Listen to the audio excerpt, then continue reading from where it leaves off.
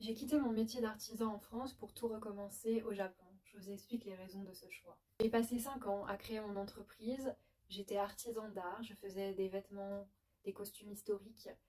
Mais ces 2 dernières années, c'était pas simple. J'avais beaucoup plus de clients qui étaient irrespectueux ou carrément malhonnêtes.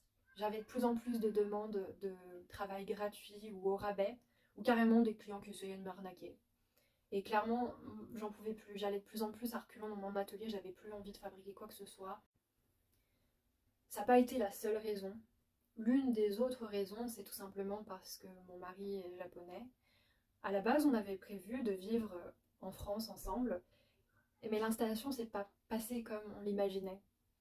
Il a mis plus de 7 mois à trouver un travail et surtout bien en dessous du salaire qu'il avait au Japon.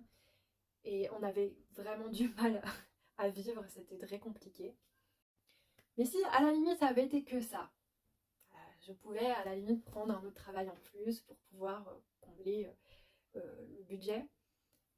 Mais la discrimination que mon mari a subie, que ce soit au travail, dans la rue, c'était une dinguerie. Si vous voulez, je pourrais vous faire une vidéo sur les 1 an de vie de mon mari japonais en France, vous verrez. Il y a des choses à dire, positifs comme négatifs, et vraiment clairement la discrimination, ça fait partie des trucs les plus négatifs qu'on a pu vivre en France tout simplement, enfin qu'il est plus.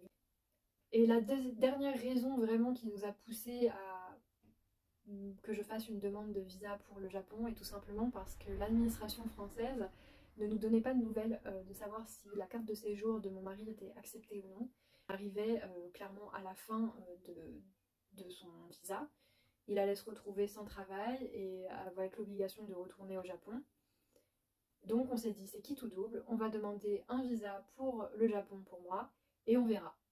Et bah tout simplement l'administration japonaise a été plus efficace et plus rapide. J'ai eu mon visa avant que mon mari obtienne la moindre réponse pour sa carte de séjour. Aujourd'hui ça fait 1 an que je vis au Japon et malgré les petites difficultés du quotidien, ça a été la meilleure décision de ma vie.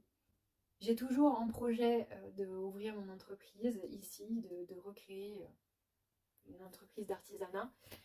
Mais entre-temps, je suis tombée enceinte. J'attends mon premier petit bébé. Et ça me prend beaucoup d'énergie, clairement. La grossesse, je pensais pas à ce point que ça serait si difficile. Et je me vois pas gérer une entreprise toute seule, en plus de gérer une grossesse et ensuite un petit bébé. Donc on verra un peu plus tard pour recréer une entreprise. En tout cas, si vous voulez suivre mes aventures et les petites galères